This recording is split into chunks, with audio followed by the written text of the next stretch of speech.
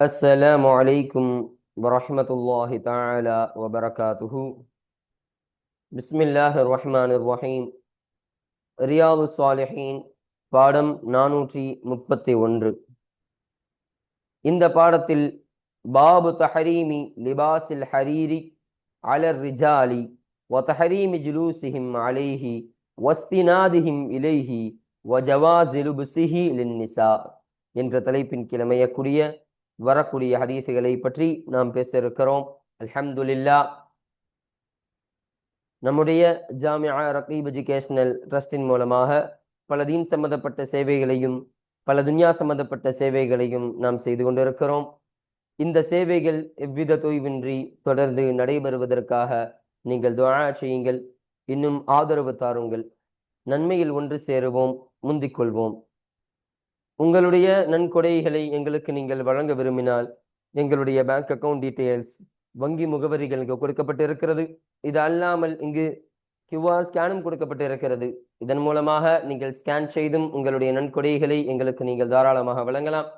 அல்லாஹு தஆலா உங்கள் வாழ்நாளை மென்மேலும் பரக்கத்தானதாகவும் செழிப்பானதாகவும் ஆக்கி வைப்பானாக. ஆமீன் ஆமீன் யா ரப்பல் ஆலமீன். இப்பொழுது இந்த பாடத்தில் நாம் பேசக்கூடிய தலைப்பு என்பது பட்டாடை ஆண்களுக்கு கூடாது என்பதாக இருக்கின்றது. பட்டு துணியில் பட்டு நூலால் செய்யப்பட்ட ஆடைகள் இருக்குதல்லவா, அந்த பட்டு ஆடைகள் என்பது அது ஆண்களுக்கு ஹராமாக்கப்பட்ட ஒரு ஆடை. அதில் அமர்வதும் சரி, அதில் சாய்ந்து கொள்ளுதலும் சரி, அதை உடுத்துவதும் சரி, எல்லாம் ஆண்களுக்கு ஹராம். அது பெண்களுக்கு மாத்திரமே அது ஹலாலாக இருக்கின்றது என்பதை கற்றுத்தரக்கூடிய பாடமாக தான் இந்த பாடம் என்பது நமக்கு அமைகின்றது. அல்ஹம்துலில்லாஹ்.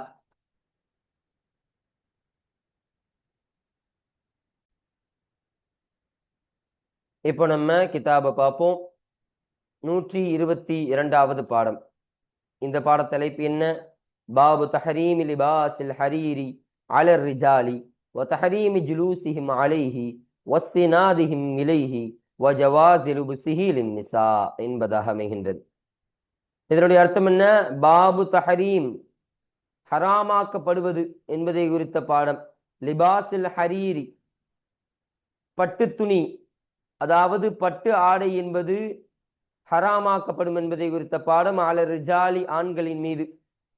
அப்ப ஆண்களின் மீது பட்டு ஆடை உடுத்துதல் என்பது அது ஆண்களுக்கு ஹராமான ஒன்றாக இருக்கின்றது என்பதை சொல்லித்தரக்கூடிய பாடமாகவும் இருக்கு. இன்னும் தஹரீமி ஜுலூசிஹிம், அந்த பத்து ஆடைகளின் மீது அந்த ஆண்கள் ஆகிறவர்கள் அமர்வதும் அவர்களுக்கு ஜுலூசிஹிம் அலைஹி, அந்த பட்டு ஆடைகளின் மீது அந்த ஆண்கள் அமருவதும் அவர்களுக்கு ஹராமாக்கப்படும் என்பதை குறித்த பாடமாகவும் இருக்கு. அப்போ அதை அணியவும் கூடாது, அதில் அமர்ந்து கொள்ளவும் கூடாது. இன்னும் சொல்றாங்க பாருங்க, வஸ்தினாதிஹிம் இலைஹி, அந்த பட்டு ஆடைகளின் பக்கம் அந்த ஆண்கள் ஆகிறவர்கள் சாய்ந்து கொள்ளுதலும் ஹராம் என்பதை குறித்து பேசப்படும் பாடமாகவும் இருக்கு. வஜவாஸி லுப்ஸிஹி லின்னிஸா, பெண்களுக்கு அந்த பட்டு ஆடையை அணிவது என்பது கூடுமாகும் என்பதை பற்றி பேசக்கூடிய பாடமாகும் இந்த பாடம் என்பது இருக்கு. அப்ப ஆண்களுக்கு அணிவதும் ஹராம், அமர்வதும் ஹராம், சாய்ந்து கொள்ளுதலும் ஹராம். அதுவே பெண்களுக்கு அணிவது என்பது ஜாயிஸ் என்பதை கற்றுத்தரக்கூடிய பாடமாக இந்த பாடம் இருக்கு. அப்ப இது எப்படிப்பட்ட ஆண்களுக்கு இது ஹராம் என்று சொன்னா நமக்கு விளக்க உரையில் எழுதுறாங்க. பருவ வயதை அடைந்த ஆண், இன்னும் ஷரியாத் விதிக்கப்பட்ட ஆண்கள். அப்போ ஒரு பருவ வயதை அடைந்த ஒரு ஆணுக்கு தான் இது கடமை. இன்னும் ஷரியாத் விதிக்கப்பட்ட ஆண்களாக இருக்க வேண்டும். அத்தகைய ஆண்களுக்கு தான் இது ஹராம் என்பதை சொல்லித் தருகிறார்கள். அப்ப சிறு பிள்ளைகளுக்கு ஹலாலான்னு கேட்டா, சிறு பிள்ளைகள் உடுத்துக் கொள்வதற்கு, பட்டாடை அணிந்து கொள்வதற்கு ஹலால் என்று சொல்லித் தருகிறார்கள், கூடுமாகும் என்று நமக்கு சொல்லித் தருகிறார்கள். இப்போ ஒரு டவுட் நமக்கு வரலாம், ஆண்களுக்கு ஹராம், பெண்களுக்கு ஹராம் இல்லை, அப்ப ஹுன்சாக்களுக்கு ஹராமா ஹலாலா? ஹுன்சானா யாரு? திருநங்கைகள். அந்த ஆணும் பெண்ணும் பெண்மையும் இல்லாத நடுநிலையில் இருக்கக்கூடிய அந்த திருநங்கைகளுக்கு பட்டாடை என்பது ஹராமா என்று கேட்டால் சொல்லித்தராங்க, அந்த ஹுன்சாக்களுக்கும் இந்த பட்டாடை உடுத்துக் கொள்ளுதல் என்பது அவர்களுக்கான எச்சரிக்கை என்பதும் இருக்கின்றது. இந்த பட்டாடையை நீங்கள் உடுத்துக் கொள்ளாதீர்கள் என்ற எச்சரிக்கை அவர்களுக்குரியதாக இருக்கின்றது என்று நமக்கு சொல்லித்தரக்கூடியவர்களாக இருக்கிறார்கள். அப்ப பட்டாடையை உடுக்கக்கூடாது. ரெண்டாவது, பட்டாடையில் அமர்வது ஹராம்னு சொன்னாங்க. அப்ப எப்படி அமர்வது, எப்படி சொல்லித் தராங்கன்னா, எந்த ஒரு திரையும் இல்லாமல், எந்த ஒரு திரையும் எந்த ஒரு துணியும் இல்லாமல் நேரடியாக அமர்வது என்பது ஹராம் என்று சொல்லித் தருகிறார்கள். ஒரு பட்டாடை இருக்கு, ஒரு பட்டு சேலை இருக்கு, அந்த பட்டு சேலையின் மீது ஒரு கம்பளி போர்வை ஒருவன் போடுகிறான், அந்த கம்பளி போர்வை மீது ஒருவன் அமர்கிறான் என்று சொன்னால் இப்படி அமர்ந்து கொள்ளலாம், இப்படி உட்கார்ந்து கொள்ளலாம். அதுவே அந்த பட்டாடியை போட்டுட்டு ஸ்ட்ரைட்டா அவன் தன்னுடைய உடம்பை அதில் வைப்பது என்பது ஹராம் என்று நமக்கு சொல்லித் தருகிறார்கள். அப்ப எதனால ஆண்களுக்கு இப்படி தடை செய்யப்பட்டது என்பதற்கு ஒரு 3 காரணங்களை சொல்லித் தருகிறார்கள். முதல் காரணம் என்னவென்றால், இந்த பட்டாடை என்பது அது பெருமையையும் தற்பெருமையும் உண்டாக்கக்கூடியதாக இருக்கும் என்று சொல்கிறார்கள். இரண்டாவது, ஆடம்பரமான ஆடை என்பதன் காரணமால் அது விளக்கப்பட்டது. அப்ப பட்டாடை என்பதே ஒரு ஆடம்பரமான ஆடைதான். அப்ப ஆடம்பரமான ஆடையை இஸ்லாம் அனுமதித்தது கிடையாது, இஸ்லாமுடைய கோட்பாடு அது கிடையாது. அப்ப அதனால் ஆடம்பரமான ஆடை கூடாது. அப்ப இது இரண்டாவது காரணமாக எழுதுறாங்க. மூன்றாவதாக ஃபத்ஹுல் பாரியில் சொல்லப்படக்கூடிய விஷயம் என்னன்னு சொன்னா, முஷ்ரிக்கீன்களுடைய அந்த வழக்கத்தை பின்பற்றுவது போன்ற ஒரு தோற்றத்தை அது ஏற்படுத்தும் என்று சொல்கிறார்கள். அப்ப அல்லாஹ்விற்கு ஷிர்க் வைக்கக்கூடிய முஷ்ரிக்கீன்கள் இருக்கிறார்கள் இல்லையா, அவர்கள் பட்டாடைகளை தன்னுடைய வாழ்க்கையில் உடுத்து கொண்டு திரியக்கூடியவர்களாக இருப்பார்களாம். அப்ப அவங்கள போன்ற ஒரு தோற்றம் உருவாகிவிடக்கூடாது என்பதன் காரணமாக ஆண்களுக்கு பட்டாடை என்பது ஹராம் என்று சொல்லித் தருகிறார்கள். இன்னும் அறிவியல் ரீதியான சயின்டிபிக்கலான ஒரு காரணத்தை சொல்லணும்னு சொன்னா, பட்டாடை ஆண்கள் உடுப்பதின் மூலம் ஆண்மை குறைவு என்பது ஏற்படுகிறது என்று அறிஞர்கள் நமக்கு சொல்லித்தரக்கூடியவர்களாக இருக்கிறார்கள். மருத்துவர்களும் விஞ்ஞானிகளும் நமக்கு சொல்லித்தரக்கூடியவர்களாக இருக்கிறார்கள். அப்ப அதன் அடிப்படையில் பார்க்கும் பொழுது பட்டாடை என்பது இத்தகைய ஒரு விஷயத்தை, கேடை உருவாக்கக்கூடியதாக இருக்கின்றது. அதனால் ஆண்களுக்கு ஹராம் என்று நமக்கு சொல்லித்தராங்க. அடுத்தபடியாக ஜவாஸ் லுப்ஸிஹி லின்னிஸா, பெண்களுக்கு அதை அணிந்து கொள்வது ஜாயிஸ்ன்னு சொன்னாங்க. இப்ப பெண்கள் தாராளமாக சேலைகளாக அமைத்துக் கொள்ளலாம், அவர்களுடைய மேலாடைகளாக அதை அமைத்துக் கொள்ளலாம், பட்டாடைகள் அணிந்து கொள்வது அவர்களுக்கு ஹலால்னு சொல்றாங்க. அப்போ அணிவது மட்டும்தான் ஹலாலா, பெண்கள் சாய்ந்து கொள்ளுதல், பெண்கள் அந்த பட்டாடை மீது அமர்ந்து கொள்ளுதல் என்பது ஹராமா அப்படின்னு கேட்டா அதுவும் அவர்களுக்கு ஹலால்னு சொல்றாங்க. அப்ப பெண்கள் ஸ்ட்ரைட்டாக நேரடியாக அந்த பட்டாடையில் அமர்ந்தும் கொள்ளலாம், பட்டாடைகள் சாய்ந்தும் கொள்ளலாம், அது அவர்களுக்கு கூடுமாகும் என்பதை குறித்து பேசக்கூடிய பாடமாக இந்த பாடம் என்பது இருக்கின்றது என்பதை நமக்கு இங்கு சொல்லித்தராங்க. இப்போ இந்த பாட தலைப்பு, அப்ப இந்த கருத்தில் அடிப்படையில தான் இந்த பாடத்தில் வரக்கூடிய அனைத்து ஹதீஸ்களும் வரக்கூடியதாக இருக்கும். பாருங்க, முதலாவது ஹதீஸ், இன்னும் 804வது ஹதீஸ். அன் உமர் இப்னு அல்-கத்தாபி ரலியல்லாஹு அன்ஹு, உமர் இப்னு அல்-கத்தாபி ரலியல்லாஹு அன்ஹு அன்னவர்களை தொட்டு அறிவிக்கப்படக்கூடிய ஹதீஸாக இந்த ஹதீஸ் இருக்கின்றது. கால, அவர்கள் சொன்னார்கள், கால ரசூலுல்லாஹி ஸல்லல்லாஹு அலைஹி வஸல்லம், அல்லாஹ்வுடைய தூதர் ஸல்லல்லாஹு அலைஹி வஸல்லம் அன்னவர்கள் சொன்னார்கள், லா தல்பசுல் ஹரீர, நீங்கள் பட்டை நீங்கள் அணிய வேண்டாம். ஃபஇன்ன மன் லபிஸஹு ஃபித் துன்யா, நிச்சயமாக இந்த உலகத்தில் யார் அந்த பட்டாடையை, அந்த பட்டையை அணிந்தாரோ, லம் யல்பஸ்ஹு ஃபில் ஆஹிரதி, மறுமையில் அந்த பட்டாடையை அவர் அணிய மாட்டார் என்று ஸல்லல்லாஹு அலைஹி வஸல்லம் அவர்கள் சொல்லித் தரக்கூடிய ஹதீஸாக இந்த ஹதீஸ் அமைகின்றது. அப்ப மல் லபிஸஹு, யார் அணிந்தாரோ என்று சொன்னால், அதாவது பட்டு ஹராம் என்று தெரிந்தும் அதிலிருந்து தௌபா செய்யாமல் இருந்தவர், இவர் தான் குறிப்பிடக்கூடியவராக இருப்பார். சில பேர் பட்டு என்பது ஹராமனே தெரியல, அப்படிப்பட்டவர் உடுத்துறாருன்னு சொன்னா அவருக்கு இந்த நிலைமை கிடையாது. பட்டு என்பது இஸ்லாத்துல ஹராம் என்று தெளிவாக தெரியுது, அப்படி தெரிந்தும் அதிலிருந்து தௌபா செய்யாமல், மீண்டு வராமல், பாவ மன்னிப்பு அல்லாஹ்விடத்தில் தேடிக்கொள்ளாமல் அதிலேயே வாழ்கிறார் இல்லையா, அதிலேயே இருந்தவர் இருக்கிறார் இல்லையா, அத்தகையவர் இது குடிக்கக்கூடியதாக இருக்கும். அப்ப அத்தகையவருக்கு அந்த மறுமையில் அந்த பட்டாடை அவர் அணிய மாட்டார். அப்ப இதன் மூலமா என்ன சொல்றாங்கன்னா, சுவனத்தினுடைய ஆடை பட்டாடையாக இருக்கின்றது. மறுமையின் நோக்கம் சுவனம். அப்ப அந்த சுவனத்தில் பட்டாடை அணிவிக்கப்படும் பொழுது இவருக்கு அணிவிக்கப்படாது. ஏன்? இவர் உலகத்திலே அணிந்து விட்டார், அந்த பாக்கியம் இவருக்கு கிடைக்காது என்று ஸல்லல்லாஹு அலைஹி வஸல்லம் அவர்கள் சொல்கிறார்கள். இப்னு ஹஜர் ரலியல்லாஹு அன்ஹு அவர்கள் இதனுடைய விளக்க உரையை சொல்லும் பொழுது தன்னுடைய ஃபத்ஹுல் பாரி என்ற கிதாபில சொல்றாங்க, சொர்க்கத்தில் தண்டனையாக பட்டாடை விரும்பும் மனநிலை அகற்றப்படும் என்று சொல்கிறார்கள். அப்ப ஒரு மனுஷனுக்கு பட்டாடை அணிய வேண்டும் என்ற ஒரு ஆசை இருக்குமா இல்லையா, ஒரு விருப்பம் இருக்குமா இல்லையா, அந்த மனநிலை என்பது அவனை விட்டு அது அகற்றப்படும். இதுதான் அவனுக்கு சுவனத்தில் கிடைக்கக்கூடிய தண்டனை என்று இப்னு ஹஜர் ரலியல்லாஹு அன்ஹு அவர்கள் இந்த ஹதீஸினுடைய விளக்க உரையில் நமக்கு அருமையாக சொல்லித் தரக்கூடியவர்களாக இருக்கிறார்கள். பாருங்க, முத்தஃபகுன் அலைஹி, இந்த ஹதீஸானது புகாரி முஸ்லிம் ரஹ்மத்துல்லாஹி அலைஹிமா அவர்கள் இருவரும் இத்திஃபாக செய்து சேர்ந்தறிவித்த ஹதீஸாக இந்த ஹதீஸ் இருக்கின்றது. இந்த ஹதீஸ் என்பது இந்த பாடத்திற்கீழ் பதிவு செய்யப்படுவதற்கான காரணம் என்னன்னு சொன்னா, இங்கு ஸல்லல்லாஹு அலைஹி வஸல்லம் அவர்கள் அந்த பட்டாடையை தடை செய்கிறார்கள். பட்டாடையை நீங்கள் அணியாதீர்கள் என்று ஆண் சஹாபாக்களை பார்த்து சொன்னார்கள் என்ற இந்த செய்தியை இந்த ஹதீஸின் மூலம் நம்ம பார்க்க முடிகிறது. இப்ப இந்த ஒரு கருத்தின் காரணமாக தான் இந்த ஹதீஸ் என்பது இந்த பாடத்திற்கு பதிவு செய்யப்படுவதற்கான காரணமாக இது அமைகின்றது. அடுத்தபடியாக இரண்டாவது ஹதீஸ், இன்னும் 805வது ஹதீஸ். வஅன்ஹு, இந்த ஹூடைய லமீர் இதற்கு முந்தைய ஹதீஸினுடைய அறிவிப்பாளரான அந்த உமர் ரலியல்லாஹு அன்ஹு அன்னவர்களை தொட்டும் அன்னவர்களை பார்த்து மீளக்கூடியதாக இருக்கு. அப்ப இந்த ஹதீஸும் உமர் இப்னுல் கத்தாப் ரலியல்லாஹு அன்ஹு அன்னவர்களை தொட்டும் அறிவிக்கப்படக்கூடிய ஹதீஸாக இருக்கின்றது. கால, அவர்கள் சொன்னார்கள், சமிஅத்து ரசூலுல்லாஹி ஸல்லல்லாஹு அலைஹி வஸல்லம், அல்லாஹ்வுடைய தூதர் ஸல்லல்லாஹு அலைஹி வஸல்லம் அவர்களிடம் நான் செவியுற்றுள்ளேன். யகூலு, ஸல்லல்லாஹு அலைஹி வஸல்லம் அவர்கள் சொல்வார்கள், இன்னமா யல்பசுல் ஹரீர, நிச்சயமாக பட்டை அணியக்கூடியவராகிறவர், மன்லா ஹலாகலஹு, யாருக்கு துர்பாக்கியம், அதாவது யாருக்கு பாக்கியம் என்பது இருக்காதோ அத்தகைய நபராகவே இருப்பார் என்று ஸல்லல்லாஹு அலைஹி வஸல்லம் அவர்கள் சொன்னார்கள். அப்போ இந்த உலகத்தில் பட்டாடையை அணிந்து கொள்பவர் அவர் பாக்கியம் இழந்தவராக, துர்பாக்கியத்திற்கு சொந்தக்காரராக இருக்கிறார் என்பதை நமக்கு இங்கு சொல்லித்தரக்கூடியவர்களாக இருக்கிறார்கள். அப்ப மறுமையில இதற்கு முந்தைய ஹதீஸ் சொன்னோமா இல்லையா, சுவனத்தினுடைய ஆடை தான் பட்டாடை. அந்த சுவனத்தில் அணிவிக்கப்படக்கூடிய அந்த ஆடை இல்லாமல நம்ம இருக்கக்கூடிய அந்த நிலையில, அப்ப அத்தகைய அந்த நிலை என்பது ஒரு பாக்கியமா இல்லையா? அப்ப அந்த பாக்கியத்தை இழந்தவராக தான் அவர் இருப்பார் என்பதை ஸல்லல்லாஹு அலைஹி வஸல்லம் அவர்கள் இந்த ஹதீஸின் மூலம் நமக்கு சொல்லக்கூடியவர்களாக இருக்கிறார்கள். பாருங்க, முத்தஃபக்குன் அலைஹி, இந்த ஹதீஸானது புகாரி முஸ்லிம் ரஹ்மத்துல்லாஹி அலைஹிமா அவர்கள் இருவரும் இத்திஃபாக் செய்து சேர்ந்தறிவித்த ஹதீஸாக இருக்கின்றது. இன்னும் சொல்றாங்க பாருங்க, வஃபீ ரிவாயத்தில் லில் புகாரி, இன்னும் புகாரி ரஹ்மத்துல்லாஹி அலைஹி அவர்களுக்குரிய மற்றொரு ரிவாயத்தில் உள்ளது, மன்லா ஹலாகலஹு ஃபில் ஆஹிரதி. இந்த ரிவாயத்துல ஆஹிரத், ஃபில் ஆஹிரத் என்ற வார்த்தை சேர்ந்தே வருகிறது என்று சொல்கிறார்கள், கூடுதலா வருது. அப்ப மல்லா ஹலாகலஹு ஃபில் ஆஹிரதி, மறுமை நாளில், மறுமையில் யாருக்கு பாக்கியம் என்பது கிடைக்காதோ, பாக்கியம் என்பது இருக்காதோ அத்தகைய நபர்தான் அந்த பட்டாடை அணியக்கூடியவராக இருப்பார் என்று இந்த ரிவாயத்தில் வந்திருக்கிறது என்பதை நமக்கு சொல்றாங்க பாருங்க. பவுலுஹு மல்லா ஹலாகலஹு, மல்லா ஹலாகலஹு என்ற ஸல்லல்லாஹு அலைஹி வஸல்லம் அவருடைய அந்த சொல்லாகிறது, அதாவது லா நசீபலஹு, அவருக்கான பாக்கியம் என்பது கிடைக்காது.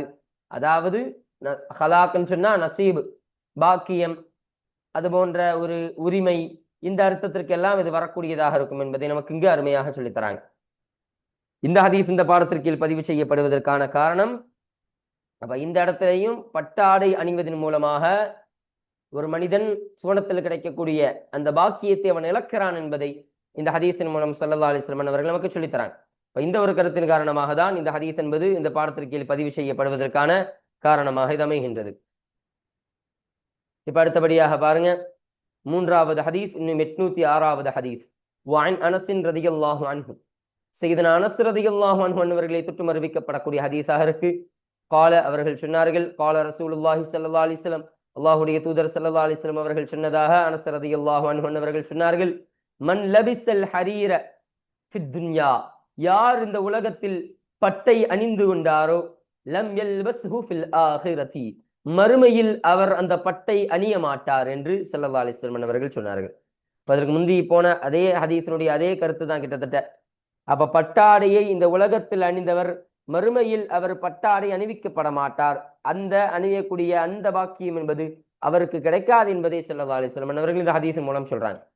முத்தஃபக்குன் அலைஹி, இந்த ஹதீஸானது புகாரி முஸ்லிம் ரஹ்மத்துல்லாஹி அலைஹிமா அவர்கள் இருவரும் இத்திஃபாக் செய்து சேர்ந்தறிவித்த ஹதீஸாக இருக்கின்றது.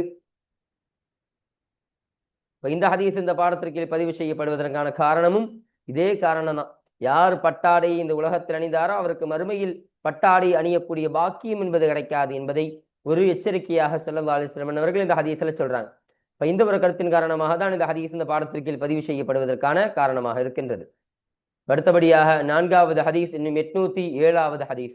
வஅன் அலியின் ரலியல்லாஹு அன்ஹு, சையதுனா அலி ரலியல்லாஹு அன்ஹு அவர்களை தொட்டு அறிவிக்கப்படக்கூடிய ஹதீஸாக இந்த ஹதீஸ் என்பது இருக்கின்றது. கால, அவர்கள் சொன்னார்கள், ரஅய்து ரசூலல்லாஹி ஸல்லல்லாஹு அலைஹி வஸல்லம், அல்லாஹ்வுடைய தூதர் ஸல்லல்லாஹு அலைஹி வஸல்லம் அவர்களை நான் பார்த்தேன், அகத ஹரீரன், ஒரு பட்டை அவர்கள் எடுத்தவர்களாக நான் பார்த்தேன். அந்த பட்டை எடுத்து ஃபஜஅலஹு ஃபீ யமீனிஹி, தன்னுடைய வலது கையில் அந்த பட்டை அவர்கள் ஆக்கினார்கள், பட்டு துணியை அவர்கள் ஆக்கினார்கள். வதஹபன், இன்னும் ஒரு தங்கத்தை அவர்கள் எடுத்தார்கள். ஃபஜஅலஹு ஃபீ ஷிமாலிஹி, அந்த தங்கத்தை தன்னுடைய இடது கையில் அவர்கள் ஆக்கினார்கள். ஆக்கிவிட்டு சும்ம கால, பிறகு ஸல்லல்லாஹு அலைஹி வஸல்லம் அவர்கள் சொன்னார்கள், இன்ன ஹாதைனி, நிச்சயமாக இந்த இரண்டுமாகிறது, ஹராமுன், அது தடுக்கப்பட்ட ஹராமாக இருக்கிறது. அலா துகூரி உம்மதி, என்னுடைய சமுதாயத்தார்களின் ஆண்களின் மீது அது ஹராமானதாக இருக்கின்றது என்று ஸல்லல்லாஹு அலைஹி வஸல்லம் அவர்கள் சொன்னார்கள். அப்ப வலது கையில பட்டாடையை வச்சு இடது கையில தங்கத்தை வைத்து இரண்டையும் என்னுடைய உம்மத்தில் இருக்கக்கூடிய ஆண்கள் இதை அணியக்கூடாது, இது அவர்களுக்கு ஹராம் என்று தெளிவாக ஸல்லல்லாஹு அலைஹி வஸல்லம் அவர்கள் சொல்லித்தரக்கூடியவர்களாக இருக்கிறார்கள். அப்போ இங்க ஷரஹ்ல சொல்லித்தராங்க, பட்டாடை அணியவே கூடாதா, எந்த சூழலும் அணியக்கூடாதா என்று கேட்டால் அப்படி இல்லை, கிடையாது. எங்க அணியலாம் என்று சொன்னால், அரிப்பு, சொறி போன்ற தோல் நோய் இருக்கும் போது அந்த பட்டாடையை அணிந்து கொள்ளலாம் என்று சொல்கிறார்கள். இப்ப பட்டாடை அணிவதன் மூலமாக அரிப்பு குறையும் அப்படி என்ற ஒரு ரீதி இருக்கு.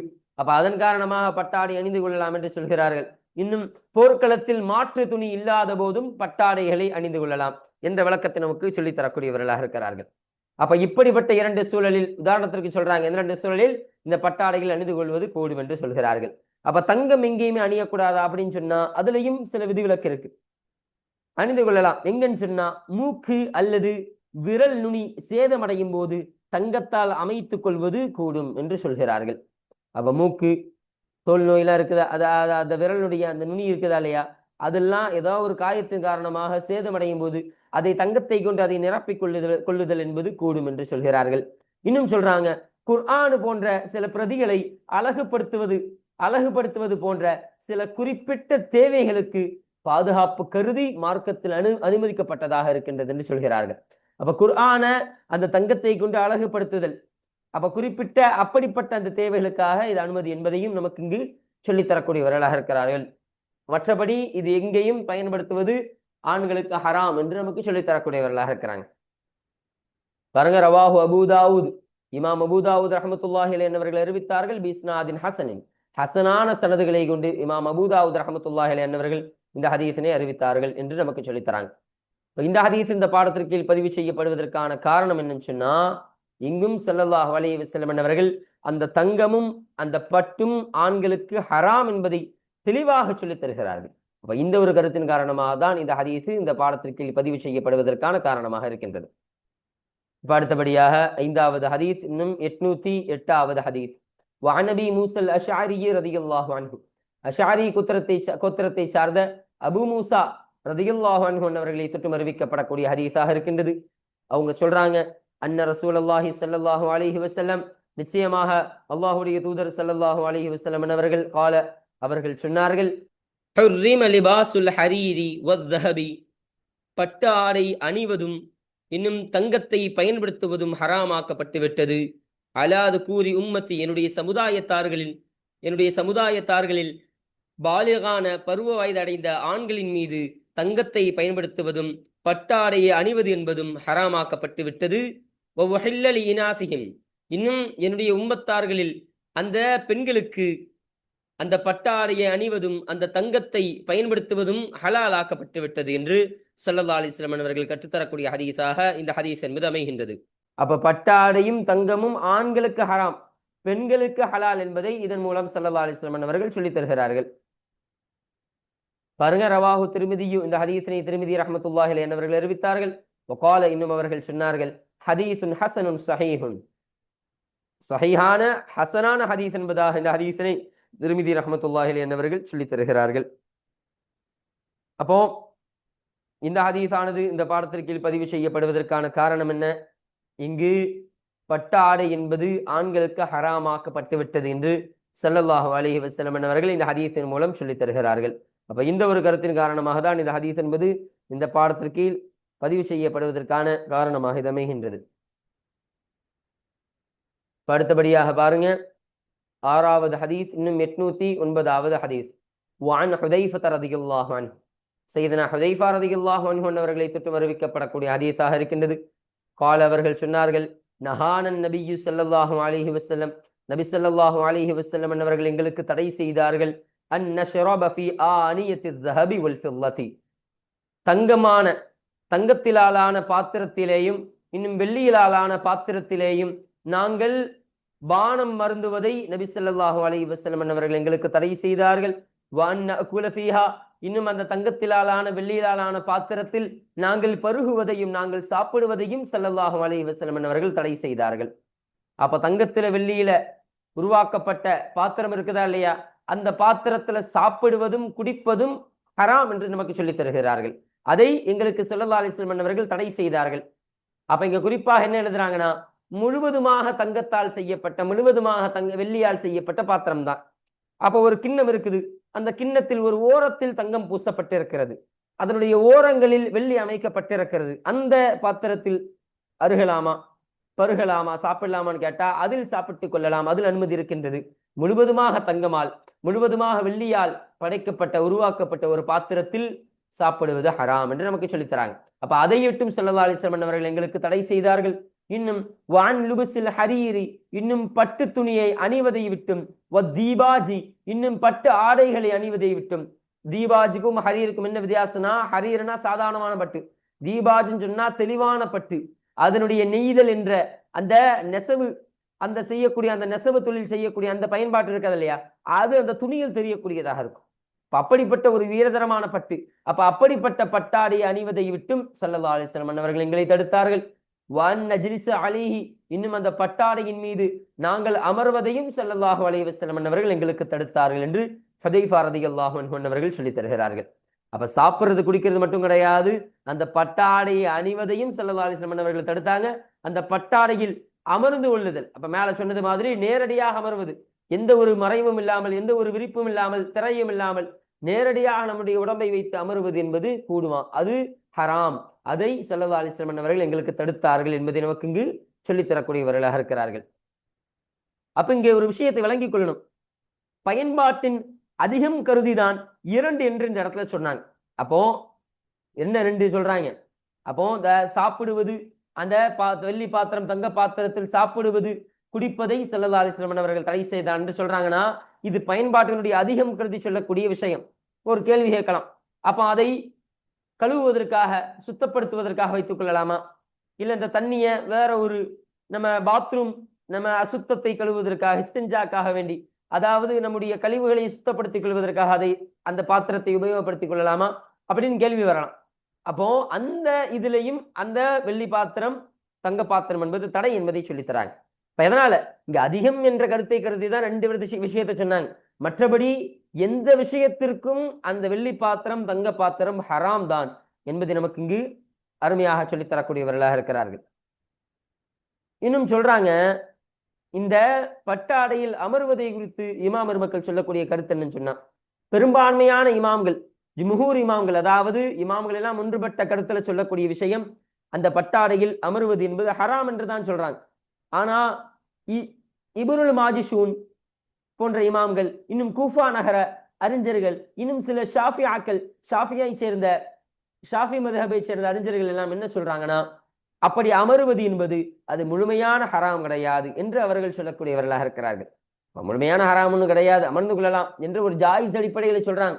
ஆனா இந்த ஹதீஸின் அடிப்படையில பார்க்கும் பொழுதும், பெரும்பாலான அந்த இமாம்களுடைய கருத்தின் அடிப்படையில் பார்க்கும் பொழுதும் அமருவது என்பது தெளிவான ஹராம் என்பதை நமக்கு இங்கு இமாம் பெருமக்கள் அருமையாக தெளிவுபடுத்தக்கூடியவர்களாக இருக்கிறார்கள். இப்ப இததான் ஸல்லல்லாஹு அலைஹி வஸல்லம் அவர்கள் இந்த ஹதீஸின் மூலம் சொல்லித்தராங்க.